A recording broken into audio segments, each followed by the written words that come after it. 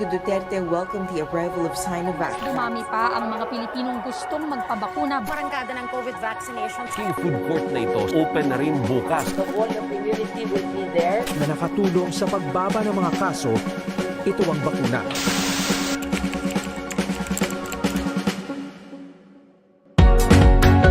The Philippine College of Physicians invites you to its 25th Mid-Year Convention, hosted by the Central Luzon chapter.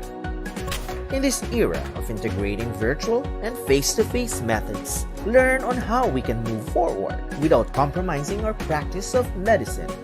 Join us in the 25th Mid-Year Face-to-Face with limited Zoom link convention. Let us learn more practical approaches to relevant and diverse issues in internal medicine with a renewed perspective. Interesting topics await you. On November 18 to 19, 2022. Save the date. See you at the premier convention facility in Central Luzon, Subic Bay, Freeport Zone at the Subic Bay Exhibition and Convention Center. Don't be left out. Register now. See you there.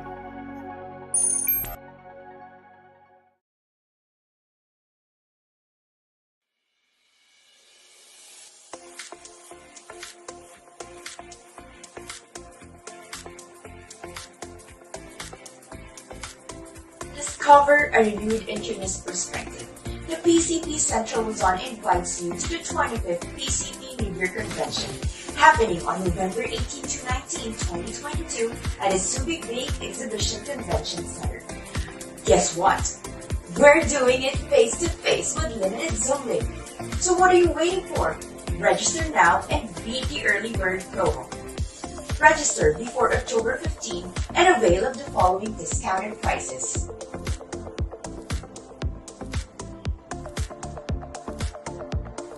Registration is for free for the following members.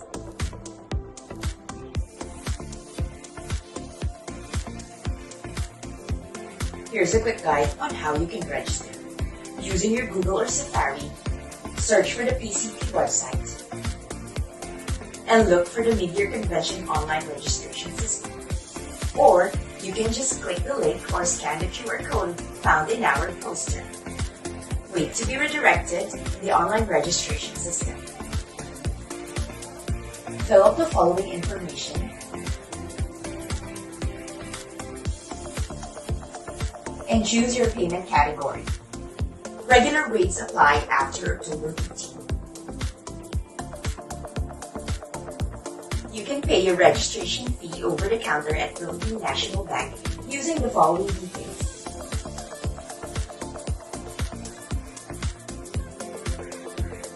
Or you can just pay through GCash.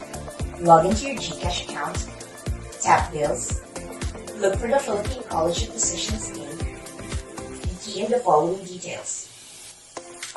And pay. Send your proof of payment to the following email address. Now you're registered. It's as easy as that. So, come and join us at the 25th PCP Mid-Year Convention. Let's all learn and experience Subic Bay.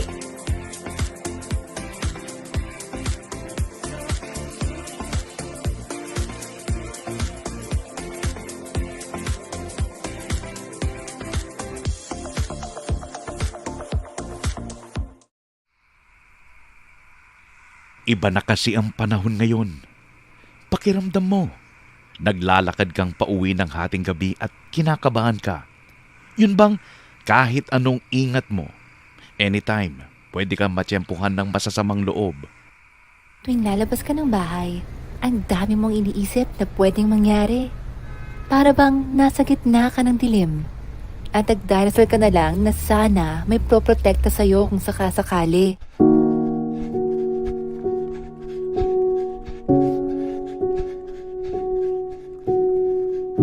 Ang pandemya ay parang isang iskinita na kailangan ng daanan. Alam mong may nagtatago sa dilim, pero wala kang nakikita. Puno ka lagi ng pangamba. Pero may liwanag na naghihintay. May proteksyon laban sa COVID-19. May maaasahan kang backup.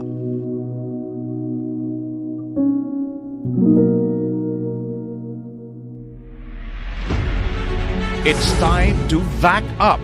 Oras na para magpa-COVID-19 vaccine booster for backup protection, control, and prevention. Para sa mga 5 taong gulang at pataas, eligible na kayo para sa first booster shot kung nakumpleto nyo na ang inyong vaccine primary series. If you are a senior citizen or a frontline health worker who is 18 years old or above and have completed your first booster, you are eligible for a second booster shot ayon sa Philippine Department of Health. Ang COVID-19 vaccine boosters ay nagbibigay ng karagdagang proteksyon na maaaring humina na ang bisa mula ng inyong huling vaccination. Booster shots are effective in helping prevent serious illness, hospitalization, and even death. So, stay up to date with your COVID-19 vaccination. Kasama na dito ang booster shots. Magtanong sa inyong doktor o barangay clinic kung ano ang naaangkop na COVID-19 vaccine at tamang panahon para sa inyo.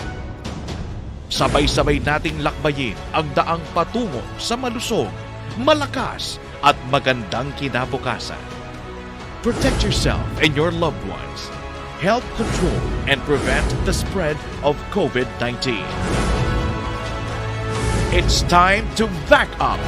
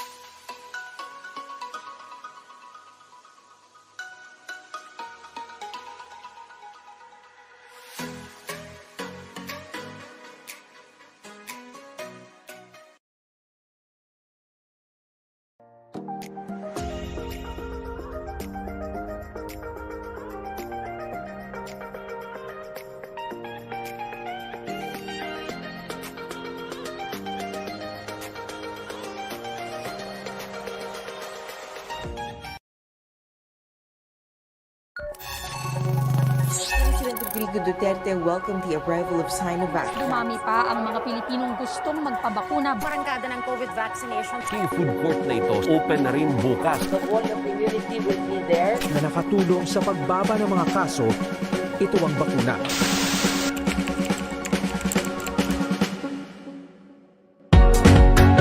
The Philippine College of Physicians invites you to its 25th Mid-Year Convention, hosted by the Central Luzon chapter.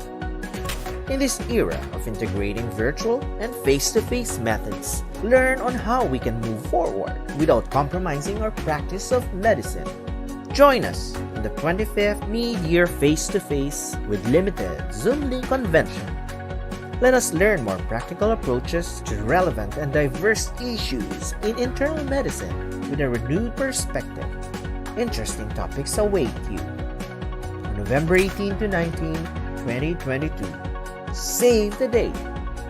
See you at the premier convention facility in Central Luzon, Subic Bay, Freeport Zone at the Subic Bay Exhibition and Convention Center.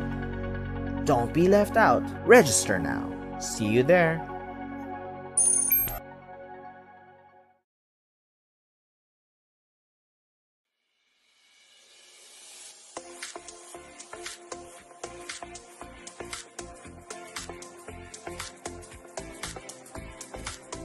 Discover a renewed internist perspective. Central Luzon invites you to the 25th PCP Mid-Year Convention, happening on November 18 to 19, 2022 at the Subic Bay Exhibition Convention Center. Guess what? We're doing it face-to-face with limited zooming. So what are you waiting for? Register now and beat the early bird promo. Register before October 15 and avail of the following discounted prices.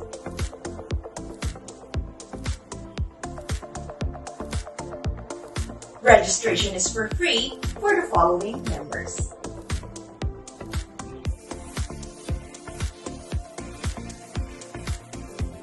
Here's a quick guide on how you can register. Using your Google or Safari, search for the PCP website and look for the Mid-Year Convention online registration system. Or you can just click the link or scan the QR code found in our poster. Wait to be redirected in the online registration system.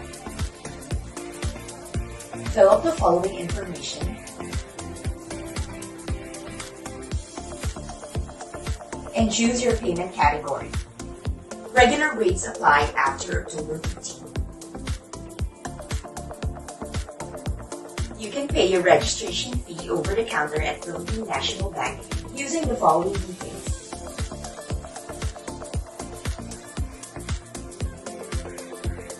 Or you can just pay through GCash.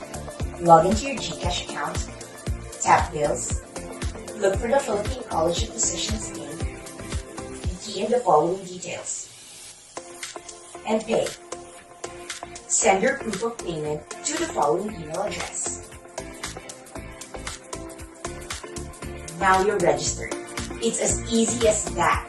So, come and join us at the 25th PCP Mid-Year Convention. Let's all learn and experience Subic Bay.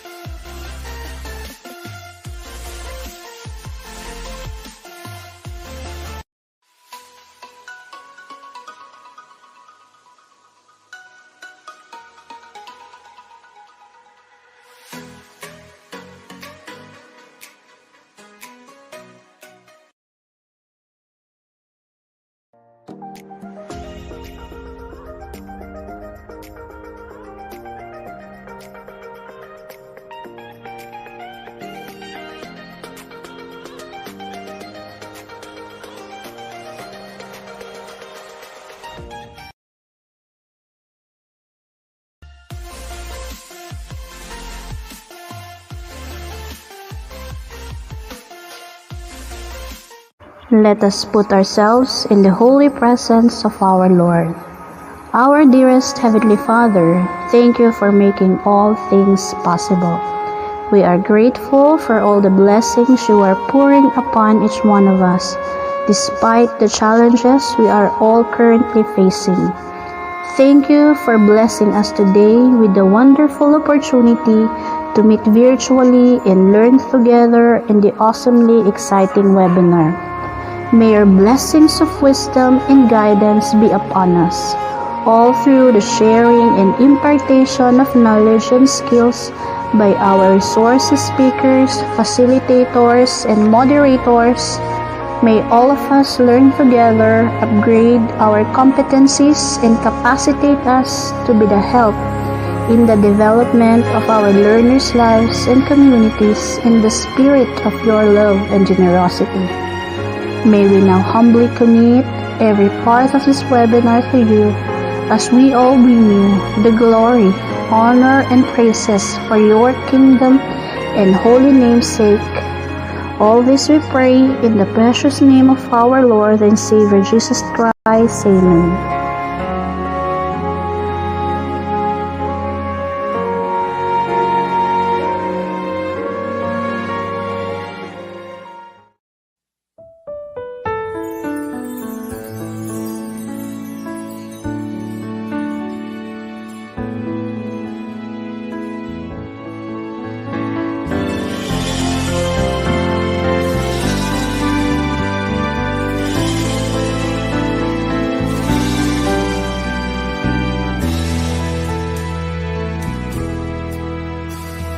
Through the dreadful darkness, we shall lead the light and lead a path to wisdom.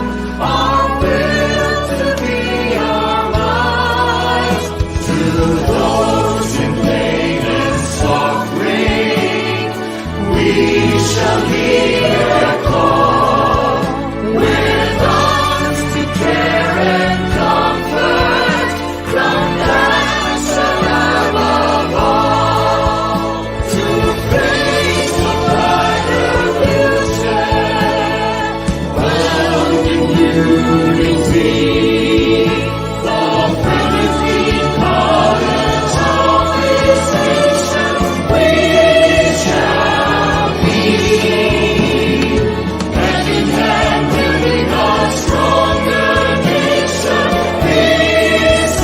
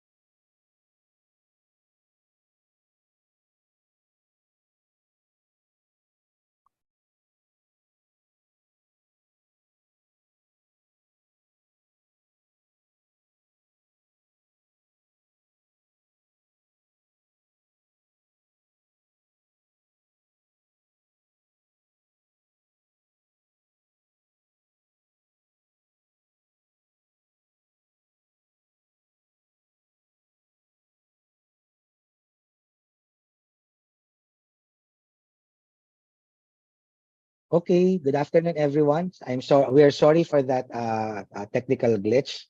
To open this afternoon's activity about the universal healthcare, I would like to ask our regent in the Universal Health Committee, Dr. Regina Berba, to give us the opening remarks.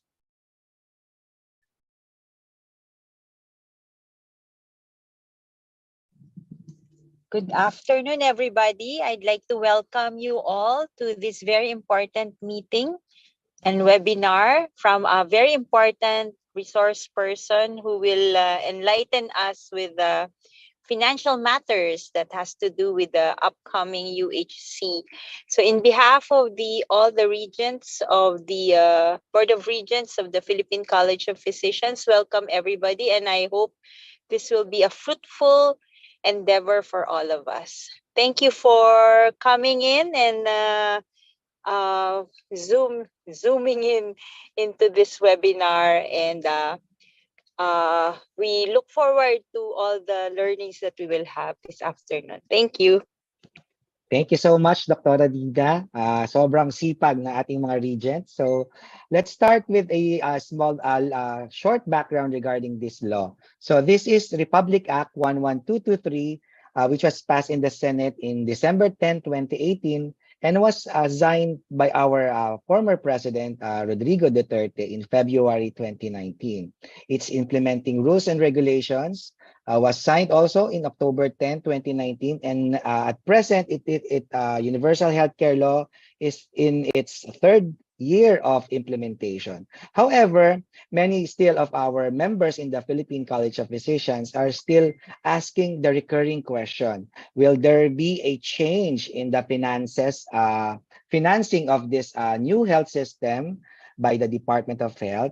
That's why we invited the authority, and fortunately, our regent also, who will be introduced formally later by my co-moderator. So let me have the pleasure and honor of introducing my co-moderator for this afternoon. But before that, I would like to acknowledge, of course, the presence of our sobrang sipag at ever supportive na regents, Dr. Regina Berba. And of course, later on, isa rin sa regent natin will be introduced formally by my co-moderator. By the way, my co-moderator is an active consultant and a faculty at the Davao Medical School, Hospital, and College of Medicine. She is a member of the Accreditation Committee of the Philippine College of Physicians and a board of trustees of the Philippine Society of General Internal Medicine. Please help me in welcoming Dr. Sheila Marie Hernandez. Dr. Sheila, the floor is yours. Good afternoon, Dr. Ome Punong Bayan. As you all know, Dr. Ome is the president of the Philippine Society of General Internal Medicine. It is my honor and pleasure to be introducing our speaker for this afternoon. Our speaker is an incumbent secretary of the Philippine PCP Board of Regents. She's also president of the Philippine College of Chest Physicians. Our speaker is also medical center chief at Amang Rodriguez Memorial Medical Center. She is secretary to the Association of Hospital Administrators in Government Service. She is also vice president of the Program of Action on Smoking and Health. She's also an awardee for the Government Service category of Dr. Jose P. Rizal Memorial Awards in 2021. She's also Government Service Awardee for UERM Memorial Medical Center and UERM College of Medicine Alumni Association in 2020. She is also an awardee of the Dangal ng Paaralang Elementarya ng Santo Niño Antas ng Medicina Award in 2016, also a Distinguished Fellow Award of the Philippine College of Physicians in 2012. She's also Presidential Awardee of the Philippine College of Chest Physicians in 2012. Friends, it is our great pleasure and honor to welcome Dr. Imelda Muriel Mateo. Good afternoon po, ma'am. Good afternoon, Sheila. Thank you very much for the introduction.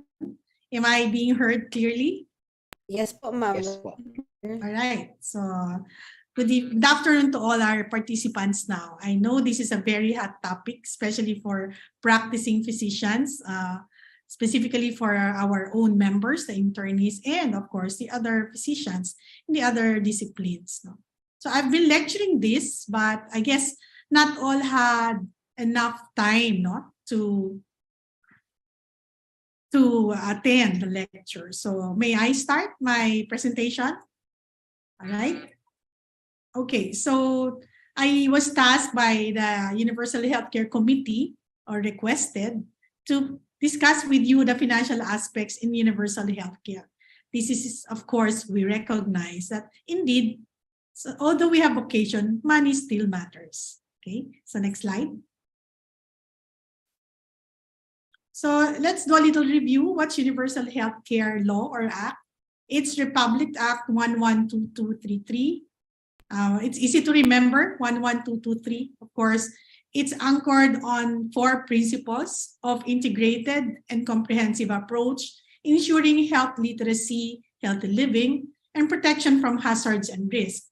It's also a whole of system, whole of government, and whole of society approach.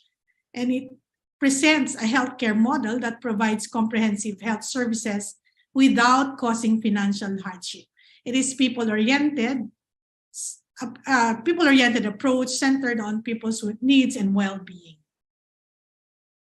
So let's look at the healthcare model, and this is providing comprehensive health services without causing financial hardship. So, and of course, the target is our kababayans, no? The Filipinos, our patients or clients. And for the financial coverage of UHC, there are 2 types, of course, the population-based health services and the individual-based health services. The population-based is funded by the national government through DOH, and this is where you get free services at point of service. Against or in contrast to the individual-based service, it is funded primarily through prepayment mechanisms, no? The health insurances, no? Even field health insurance, of course, if you are a paying member, and the health maintenance organizations that shoulders our packages for healthcare. Next slide. So the service delivery can be individual-based, and this is where PhilHealth will contract public, private, or mixed healthcare provider networks. But these networks should agree on service quality, co-payment, at times co-payment, and co-insurance, and data submission.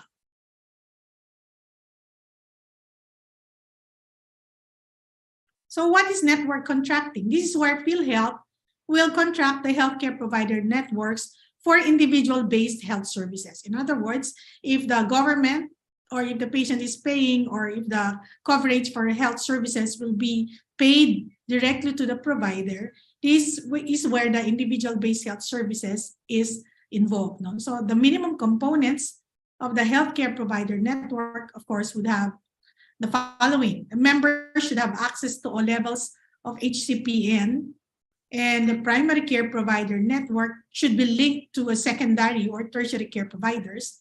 And all this network should have a provider payment mechanism, and the mechanism of which has pooled fund management.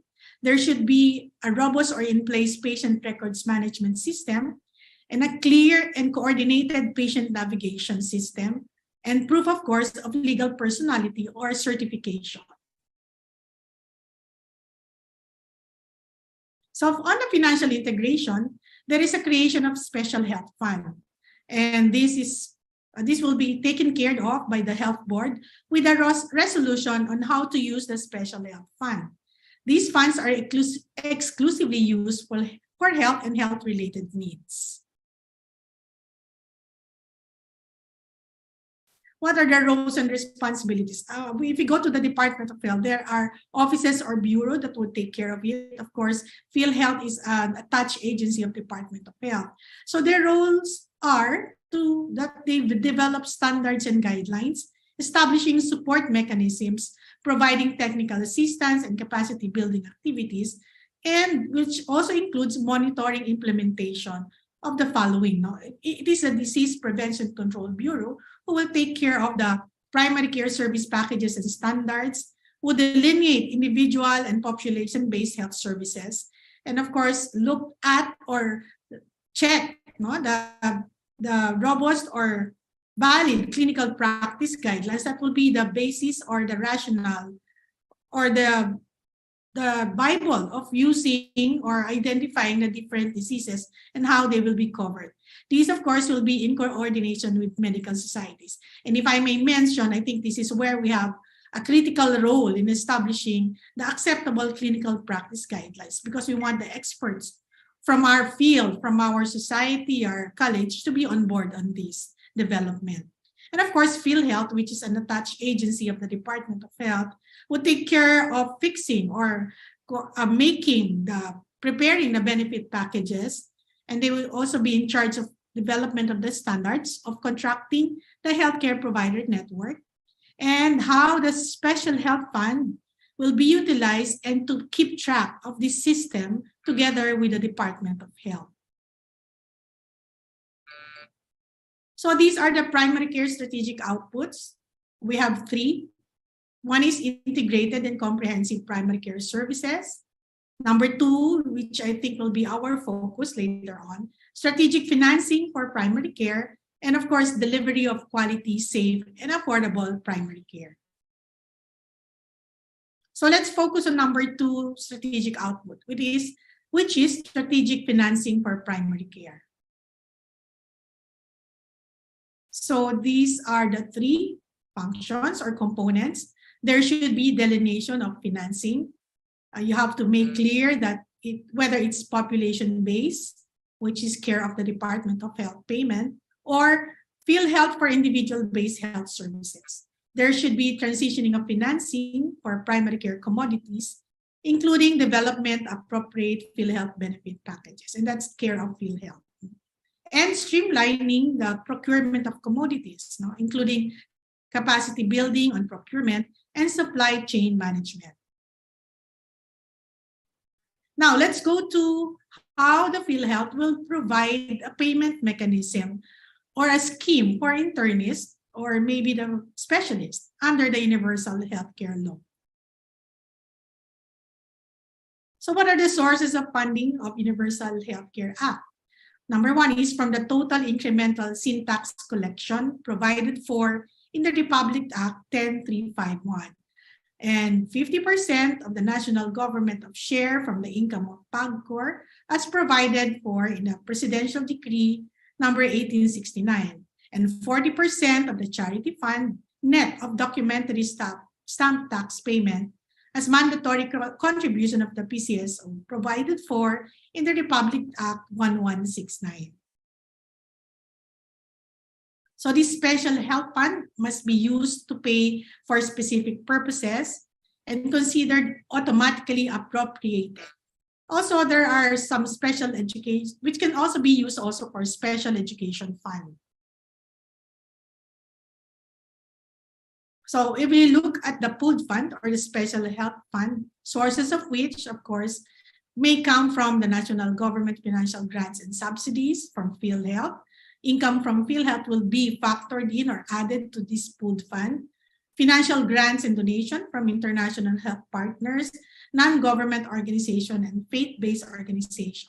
Optional is the share of the LGU budget for health, which of course would be better. Now, how do you use this? You can use this pooled fund or sources of fund to provide for payment of population-based health service, individual-based service, health system operating costs, capital investment, and remuneration of additional health workers and incentivizing all health workers.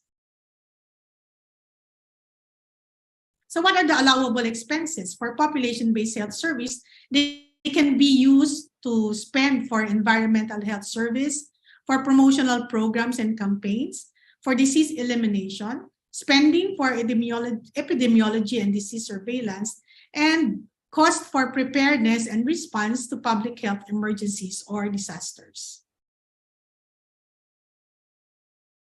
For individual-based health services, that can be used to pay for ambulatory and inpatient care, for medicines and drugs, for laboratory tests and procedures. Other allowable expenses can be allocated for remuneration of additional health workers and giving them incentives once they are performing well as part of the mandate of universal health care. So once again, this is how the funding will be sourced out from. The creation of the special health fund, there should be good planning and budgeting. And of course, two-way process is the monitoring, transparency, and accountability. And there should also be clear declaration of how this fund is disbursed and utilized. So it's a cycle. They are interrelated, and one is an important factor as compared to the three, because these are essential components of managing and planning and budgeting the special health fund. So what are the payment mechanisms? Now let's go into global budget and other payment mechanisms. Next slide, please. So what's the rationale for the Universal Healthcare Act as far as financing? This is contained in the IRR, which is in section 18. It says that PhilHealth shall endeavor to shift to paying providers using performance-driven, close-end, prospective payments based on disease or diagnosis-related groupings and validated costing methodologies. So the disease or diagnosis-related groupings is what we call the DRG. So there are three main functions of health financing. There should be revenue generation, there should be pooling, and strategic purchasing. For revenue generation, this pertains to raising and collecting resources to pay for the health services. And pooling will involve redistributing risk and resource across population groups. You pool the fund and you allocate what is equity and not equality. So wherever it is needed most, that's where you divert more of the fund. Strategic purchasing, you would have to have leveraging on resources towards high-value services and desired provider performance. So what are the questions that you would need to answer when you do strategic purchasing? So these are the three questions that you need to address: what to pay for, whom to pay, and how to pay. And this is the provider payment mechanism, which the purchasers leverage to drive desired provider behavior. Okay, so how do you purchase? You would have to check or determine and study how much and how often, and which will be given incentives or disincentives. So for common provider payment mechanism, it is based on 4 types. One is capitation, or per head computation of payment, or the fee for service. That means paying whatever service is incurred and its equivalent cost, or case-based, that is per episode of care or bundle of services. In an illness or a case, all the expenses will be covered for if these are really essentials. And of course, the global budget. This is the downloaded fund per facility. It is advancedly given or downloaded per facility or per group of facilities that would provide the total service capacity. So why do we need to change to diagnosis-related groups, which are the DRGs, and global budget as part of our provider payment mechanisms?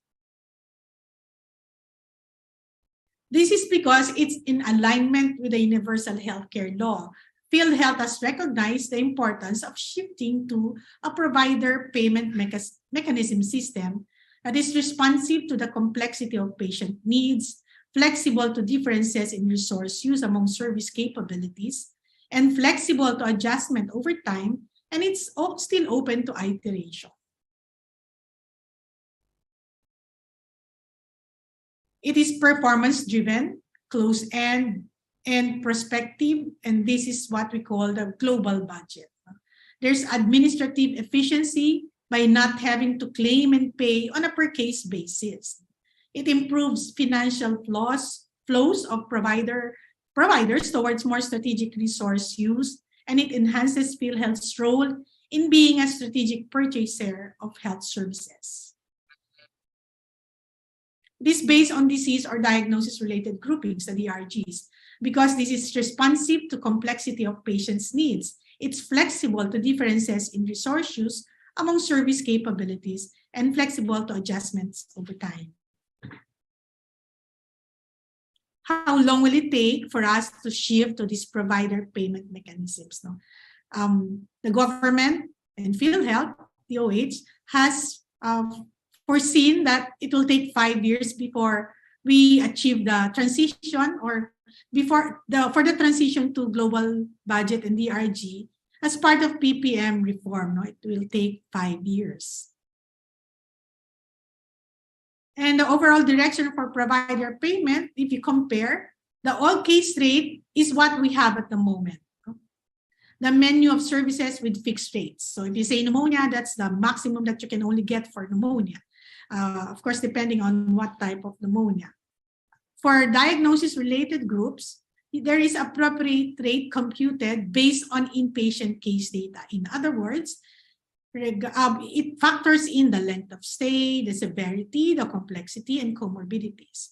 And the global budget is a prospective lump sum of money or of funding based on diagnosis-related groups. For these diseases, all the payments is pulled and downloaded in advance to the facility. So it's used up and consumed and utilized, but of course you have to liquidate and make and submit all the required documents, no? And then it will be replenished. No? Next slide. So for diagnosis-related groups, once again, it's a system of classification of hospital cases with similar clinical characteristics and treatment costs lumped into one of the groups. But each group has a fixed payment amount, which is case-based. No, that's the basic. That is further adjusted for each case. So the minimum is the fixed payment amount for the all case rate, but it can be adjusted depending on the different factors and criteria. Next slide. So there is clinical homogeneity for the diagnosis-related group. You would look at the patient's attributes, the length of stay, the diagnosis and procedures incurred or utilized, and the type of facility that has been where the patient is confined. This is more responsive and accurate than case rates, which are fixed for each ICD-10 or RVS code. Next. So let's compare for the clinical groups and modifiers. All right. For all case rate versus diagnosis-related group. For example, there are 4,000 medical case rates and 4,000 procedures. Administratively, it's more difficult to manage and to look at and to diagnose and to give the final diagnosis versus a diagnosis-related group, which is ideally 500 to 100 diagnosis groups only, and administratively easier than all case rate. What about the modifiers? There are no modifiers or adjustment factors that affect the cost of care for all case rates. While for DRGs, you have modifiers for comorbidities and adjustment factors that will affect the cost of care. Support value is the same for both simple and complex case for all case rate versus the varying support value across cases for the DRGs. So clinical groupings are based on local clinical practice guidelines and providers' recommendations, which furthermore are responsive and accurate. So there's economic homogeneity, a system of classification of hospital cases with similar characteristics and treatment costs as baseline, lumped into one of the groups. But each group has a fixed payment amount, which is case-based, no? But you can adjust that, okay, based on the modifiers. All right, next. So let's look at the formula. For DRG, or the diagnosis-related group, there is a base rate, which is an average price applied across the board, generated following the cost landscape of country's provider mix. Now, that's predetermined, the base rate.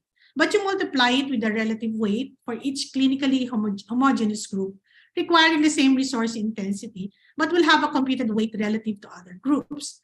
And it's also multiplied with the different adjustment factors, especially the modifiers, which the payer may identify to incentivize or include in the computation. So you see here, DRGs has flexibility because of the modifiers and adjustment factors. Next slide. So specific example, indicative example, for pneumonia, moderate risk, which is J18.92, based on ICD. For a patient, also this is one DRG group, pneumonia. A patient is 17 years old with no complication, seen in a level 1 facility. The DRG cost for pneumonia is 12,000 because there is versus the all case rate, which is 15,000. I know it's a little lower than the all case rate, but you would see for the other, because there is less complication, there is no comorbidity, and the patient is only seen in a level 1 hospital. No. What about a 68-year-old hypertensive patient seen in level 2 hospital? Look at the DRG and the all case rate. Against 15,000, this package or this case will get paid 25,000, which is 10,000 more, because there are modifiers and adjustment factors since the patient is elderly with comorbidity, and the higher level of facility is where the patient was confined. Much more for a 72-year-old hypertensive diabetic, 2 comorbidities, seen at tertiary hospital, that DRG or case will be paid 40,000, which is how much? 25,000 more than the all case rate. So you see, this is equity. No, this is not equality, but because there are more factors that would need more costing and payments and financial support for the 68 years old and the 72-year-old patient. Next slide. So how does it work? There is a decision tree that takes in patient and clinical characteristics. And of course, it's specific to each body system. There will be major diagnostics category, but important are the following. There should be data entry, the patient's data, clinical attributes, and a major diagnostic category, the procedure or diagnostic category, the disease cluster, the DRG code, and payment rate. Okay, so baseline for DRG, you base it first on the all case rate, but you adjust it based on modifiers and factors. Next slide. So payment, how does payment is given or done? In patient care, you get the summary. So the medical records must be in place, no? And you determine the coding based on ICD-10, ICD-9, and then you claim, you file the claim, but you have, of course, at the same time would submit data. And it is input into the DRG by a grouper software. And the software will determine the payment, the actual payment that will be received for this case, specific case, depending, of course, the modifiers, which will be in the data that would be submitted. Okay, next. So comparing payment mechanisms, what can DRG solve? The all case rate does not distinguish among patients with differing severities for the same case rate. Versus DRG, it will account for comorbidities, procedures, and other factors, patient's age, length of stay, comorbidities.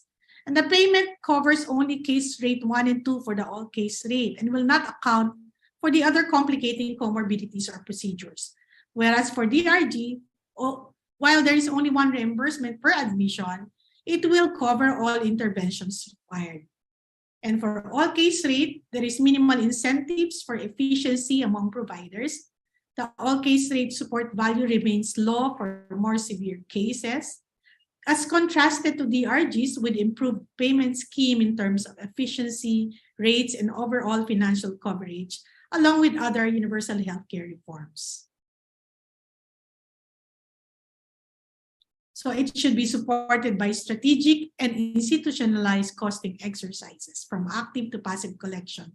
There should be a strong provider engagement to a certain largest possible consensus on the groupings. This is, I guess, where the experts, where can have an active or important and vital role. Determination for the consensus for the clinical practice guidelines and categories of illnesses or diseases. There should be a robust and well-designed information technology systems. So global budget has two main reforms. The prospective payment or front loading. This is what I was saying. It will be downloaded to you in lump sum. There is cost containment, but there should be financial discipline. There should be a good planning, there should be accountability and case management. Against a network-based payment, which is prospective payment plus integrated care. So which means integrated care will include the costing even from the level 1 or primary care provider. All right, next.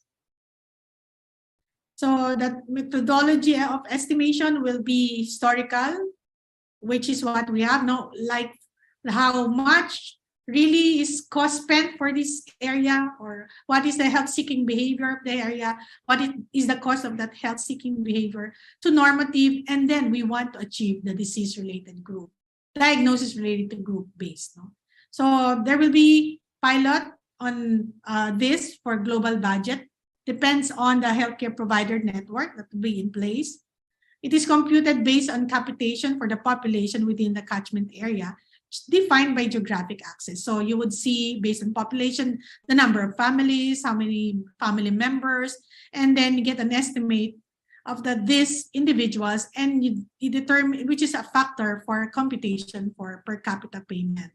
And this will include also the historical reimbursement for outpatient specialist packages, and must also include historical reimbursement for inpatient care. Okay, so all of this will capture the hospital maintaining, operating, and expenses and other operating expenses, including also incentives, of course, for the facility and the healthcare workers. All right, next. Okay, so we go now to the implications of practice of the financial aspect of UHC. Let's proceed to the first question. So these are the common questions that I have encountered while I was doing other presentations. And the question one is, what will the shift to primary care mean for generalists and specialists, whether in the different disciplines or specialties? Universal health care is anchored on every Filipino family to have a primary care provider. So a team. The primary care provider will include a team, not just a physician. And it will cover services that can be provided for the whole family, and which will include child, adult, elderly, and even pregnant women. This is why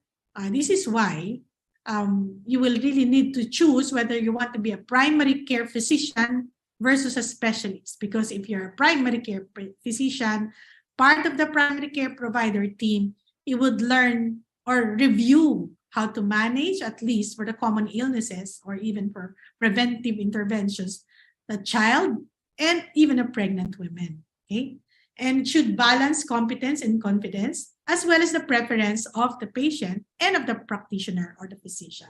So the options can be to train further to serve the entire unit, and that unit is the family, with the different types of patients across all ages and generation.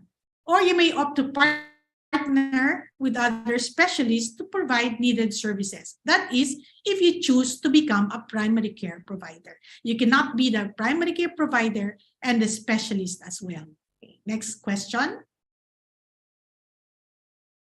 What if I am a subspecialist? Well, whether subspecialist or specialist, I think they might belong to the same category, but payment, of course, will differ. For universal healthcare, the network is composed of the primary care plus specialist care. Okay, and it is a fact that 6 over 10 Filipinos die without even seeing a physician. So, anong implication niya? The more primary care that be provided, there will be more screening and there will be more referrals because there will be diagnosis of more complicated illnesses. Okay, question 3. How will I earn as a primary care provider? I guess you will still earn if you choose to become a primary care provider, but it is paid through capitation. That means on the per head that you see or per consult that you see, that's how you will be paid.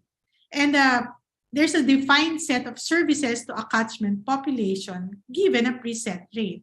This can be adjusted depending on the setting. For example, this population has 20,000 Filipinos, which is the whole catchment area.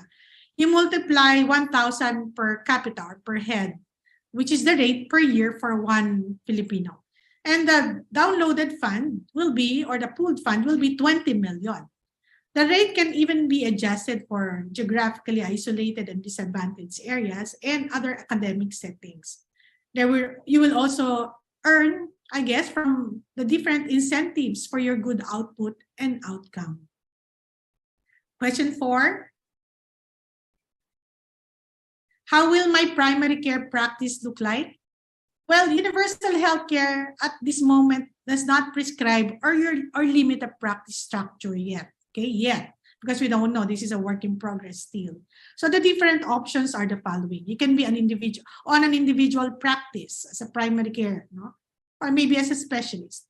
Or you can group yourself and create a group practice and register your group, no, in the healthcare provider network.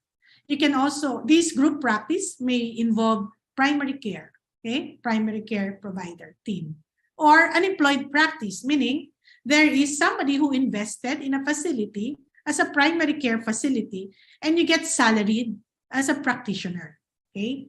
Now, regardless, this is advantageous to have heterogeneous healthcare worker mix that would involve the physician, the nurse, and dietitian versus a homogeneous group, no? Why is that so?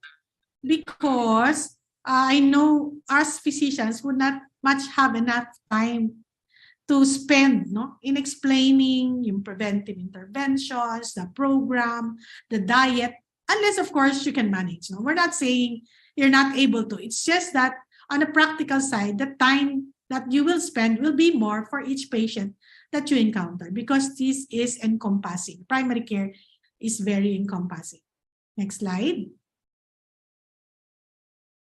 Can I opt out? Yes, definitely, especially if your patient base are those who can fully rely on out-of-pocket or private insurance. So private insurance remains as is. No? So if they pay under HMOs and they spend for that package or insurance form, you can still earn. And if you don't want to attend to or entertain citizens or Filipinos or patients that will be covered or paid by PhilHealth, then that's fine. You have the prerogative. No?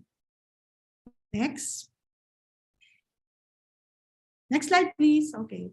How soon will this happen? It depends where you are practicing. The new payment mechanisms will be piloted in certain areas. It will not be immediately rolled out to all. And it will also depend on the factors affecting the choice of area, whether there's appropriateness and acceptability to practitioners, and maturity of local system, the governance, the funding, the readiness, and sufficient demand. Now, if I may say, universal healthcare has three coverage. That is the technical, the managerial, and the financial. As of this time, we're still in the middle of the technical and managerial scheme. We're not yet towards the financial aspect of universal healthcare. So it will take a little while. And as what they predicted or foresaw, it will take around 5 years because before all these payment mechanisms will be in place. Next slide, please. Next slide. Okay. So I guess that's my last slide. So together, let's leave the health sector and our people towards universal healthcare. Thank you. I hope I have given you some enlightenment on the money matters of universal healthcare. Thank you. Thank you. Maraming salamat Thank you, po. Dr. Amy. Maraming salamat po. We learned so much this afternoon, did we, Dr. Ome? Yes, I believe, yes. we have a lot of questions, Doc Amy. Doc Oms, would you like to start off with the question? I think. Okay. Actually, Dr. Amy, thank you for that. Actually, the nitty-gritty are already there. Pero ito, medyo, Doktora, more on the PhilHealth. Although I think you're not the best person to answer this. Pero baka, Doktora, you can give us some input, no? Kasi I have a member here from PCP who is asking, kasi di ba yung PhilHealth shares natin is dependent on our ITR. Ngayon, ang premise niya, Doktora, his earning, siguro mga 1/4 lang ng earning niya yung from the clinic and mostly sa businesses niya, which is reflected on the ITR. Paano kaya, will that be fair enough para igawing gauge yung ating ITR? Although sabi ko nga, Doktora, this is more of PhilHealth.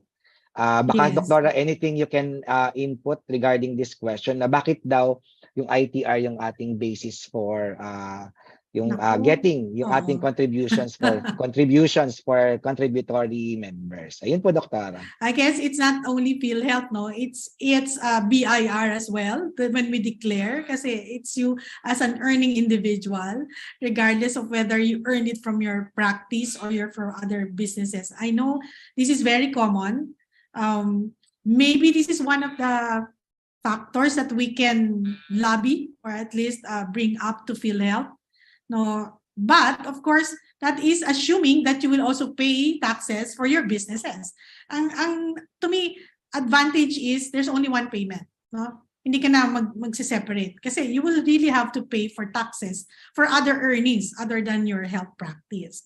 Now yung category of your PhilHealth share, doon nga dapat may factor na consider lang sana yung practice of our profession as in the tier of payment for PhilHealth packages, di ba? PhilHealth membership.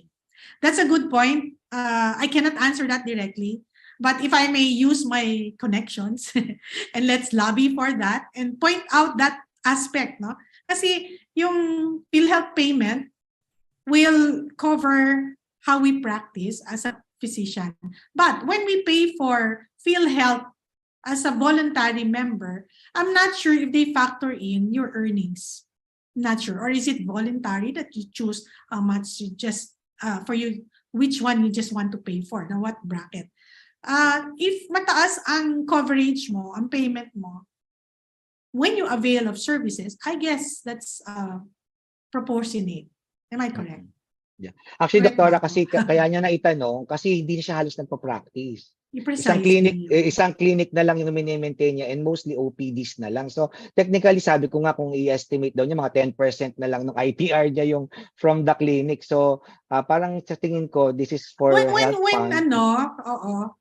When we declare because PhilHealth uses ITR as basis yes, for kasama Doktora lahat ng ating lahat ng natin income natin masasama sa ITR. But that's a good point. That's realization yun, no? Parang tama nga, no? So let's ask PhilHealth on that. Sabay-sabay tayo because most of us will benefit for this enlightenment. Sorry I'm not in a position to answer yes, that. Yes, Doktor, I agree. Kaya nga, i-noise out ko na lang kasi para kung nandiyan siya sa crowd. But this is good kasi to our attention, brought to our attention, which is very good. Just parang something to think about na oo nga, hindi naman sa health. Yes. Hindi ko naman sa practice to kinuha, di ba? Yes. And most of the questions naman here are already answered by the lecture. Dr. Rashi, you have something? There is a question here in the chat box. Dr. Aini, what do you think is the effect of UHC in our private practice? Is it a general good thing or a bad thing for our practice in general po? Well, I would say it would complement our private practice because if I remember question 2, can I opt out? Yes. No. If you want to do your private practice and you have your patient base is really the paying patient and talaga ikaw ang gusto, regardless of whether you will charge outside PhilHealth, then you will still maintain these patients. I'm sure, and most of our patients privately are ganon, di ba? Yung preference tayo personally because we had built a relationship with them already. So trust is there already. Now, if you still when you practice and you want to be a specialist, accredited specialist, you're not prevented from practicing privately pa rin. For as long as these patients that you cater to are willing to pay out of pocket. So in other words, you can still, hindi nililimit. Like when you get certified as a specialist in the HCPN, it doesn't limit, PhilHealth or the government doesn't limit you just to practice and see patients that will be paid for or covered by PhilHealth. No? That's your prerogative pa rin. It will complement. Now, to me, there's an advantage for the beginning practitioners, especially the newly certified. Wala pa silang case-based. Ito is sure earning na to for them. Diba? Because they will definitely get referrals, no? Okay. Doktora, may konti tayong Okay. Q&A dito. Medyo more of funding talaga eh. How much of the special health fund will be allotted for population-based? O, di ba? Medyo, ano naman to, Wow. medyo relevant. Population-based, and what about yung fraction for individual-based services? And what if the fund will Okay. be depleted by any which ay na-deplete, yung population-based or yung individual-based, ano daw yung most likely gagawin ng ating province-wide or city-wide na Okay. health system? Okay. Kaya nagkaroon naman ng declaration kanina. Ang stage ng UHC is not yet into the implementation of the financial strategies, no. So it's still in the technical and management side. Di ba tatlo yon? Technical, identifying kung sino yung accredited facility and providers, and then the managerial, know how to manage the health funds, how to manage the system, and financial. Yung financial, wala pa talagang scheme. I'm sure PhilHealth and DOH is doing that already. These are parallel works, but they haven't really set the guidelines yet. So I'm not privy to how much. In fact, I don't know how much it will be spent. But definitely, the question of will it be depleted for as long as the sources of funds are in place and robust. And that's the syntax, that's the PCSO, that's the PAGCOR, which are in place, and these are covered by Republic Act. There is a continuing source of funding in the pooled fund. Now, for the private or for the individual base, PhilHealth is a source of fund for that, especially for payments from paying members, okay, and from companies, okay. So, will they run out of it? Pwede siguro to be depleted. Parang I am more optimistic that it will not be depleted. Maybe along the course pwedeng bababa, no, but definitely not to be depleted kasi merong standing source of fund that will be pulled into the special health fund. As to the percentage which the population base or individual base, hindi ko pa alam, no, kung how much will be allocated. But actually, magkaiba naman yung source of funding. Yeah. May dalawa tayong question dito. Although, i-rephrase ko na lang kasi medyo parang out of context na naman sa yes, doktora. Yun daw po bang benefits of non-contributing patients like yung indigent and elderly will be the same benefit if the doctor becomes the patient? Kapag daw tayo ba ay na need na admit or OPD? Basic, yes, basic. For the provider. Of course, definitely. Yes, basic. Oo.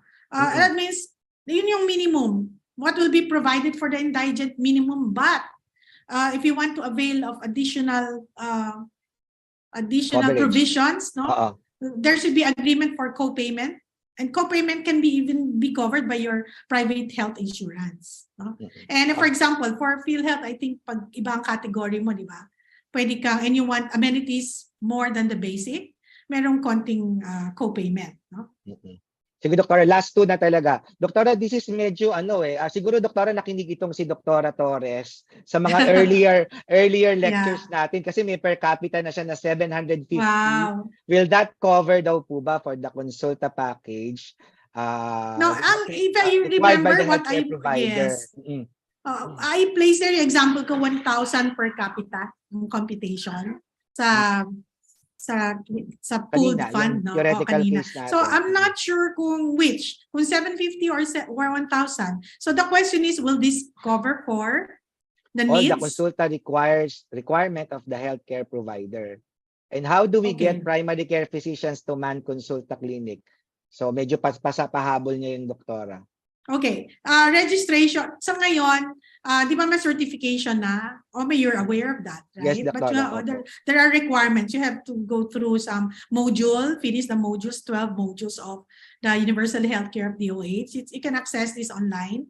And then once you're ready, you can notify and register so that you will be checked if you really know the principles and the content and the components of universal healthcare, and you're ready to become one of the primary care providers or physicians. No? Mind you, primary care provider, as a primary care provider, hindi lang physicians, even the nurses, the non-physician medical allies can be certified as primary care provider because there are components that you have to to fulfill. That is coordination, triaging, di ba? It's encompassing, and then follow up, di ba? Follow through. Hindi lang treatment ito, remember, as a primary care provider. Okay, so you can register. I think DOH has online access may for link that. sila.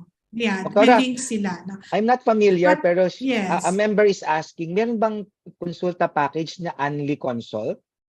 Meron ba tayong ganun? Unlimited consult sa primary care package? And paano daw mag-a-apply yung doctor for that unlimited konsulta package? Parang ganun.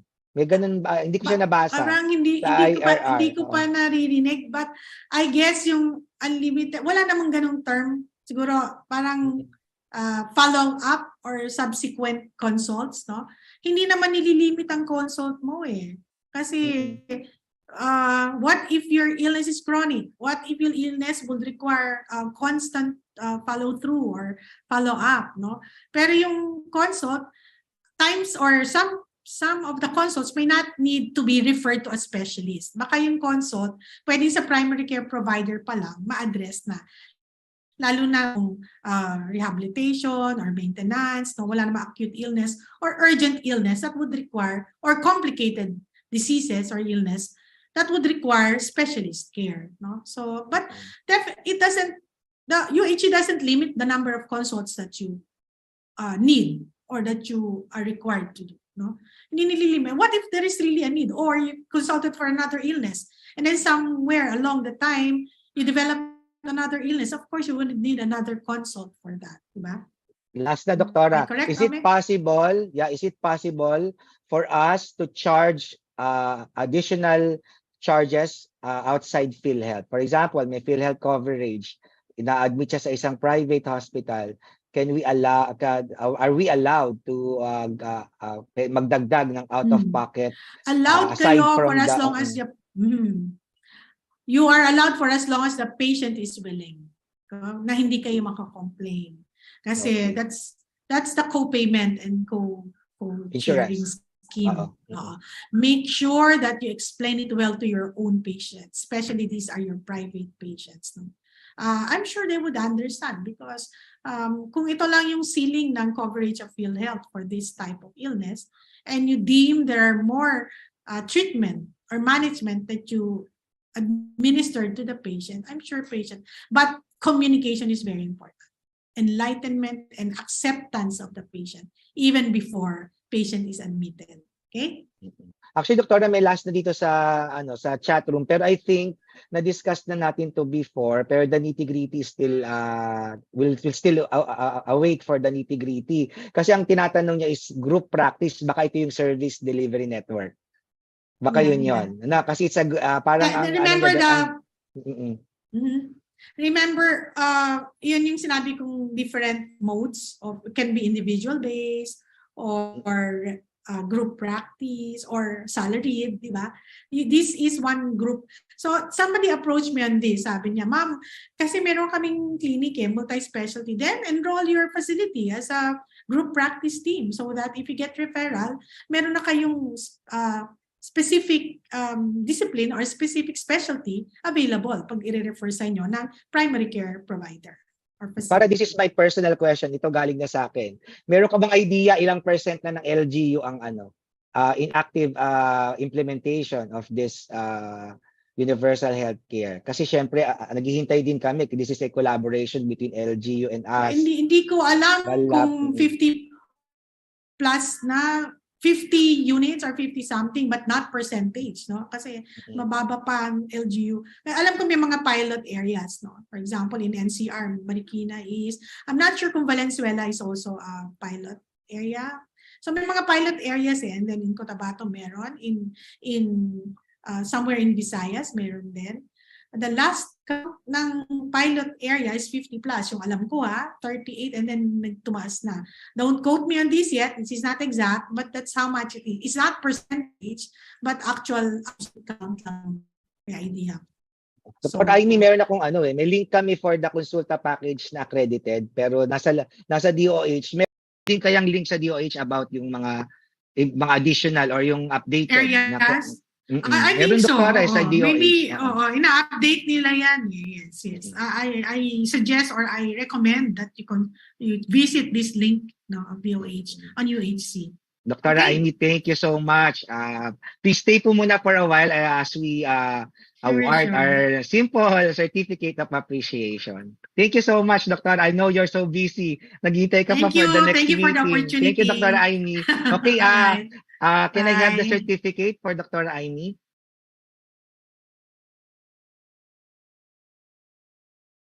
Okay, this is a certificate of appreciation awarded and presented to Dr. Imelda M. Mateo, MD, MBAH, FPCP, FPCCP, as speaker for the webinar entitled The Financial Aspects in the Universal Healthcare Money Matters, held virtually via Zoom platform on Friday, November 11, 2022, 3 p.m. Signed by our Universal Healthcare Committee Chair, Dax Ronald Librado, MD, FPCP, and our Regent Champion, Dr. Regina P. Verba, MD, FPCP, and of course, our President, Dr. Diana Payawal, MD, FPCP, President, Philippine College of Physicians. Thank you so much again, Dr.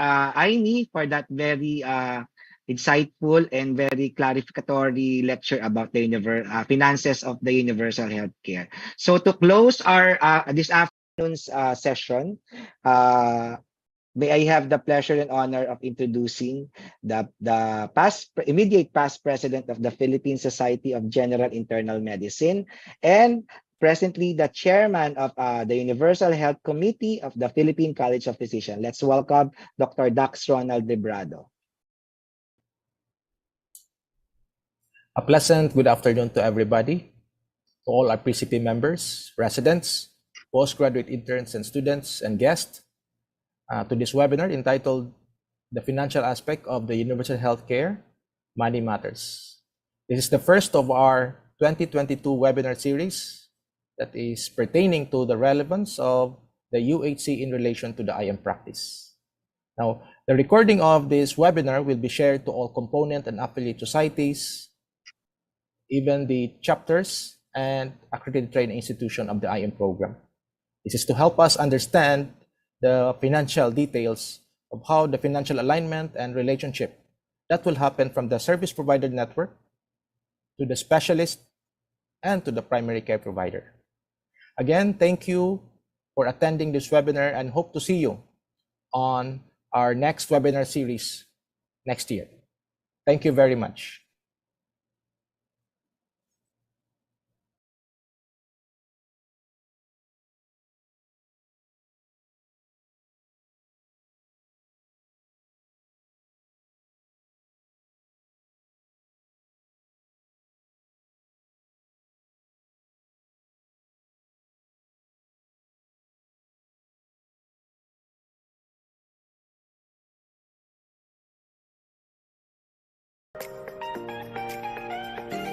Recording stopped.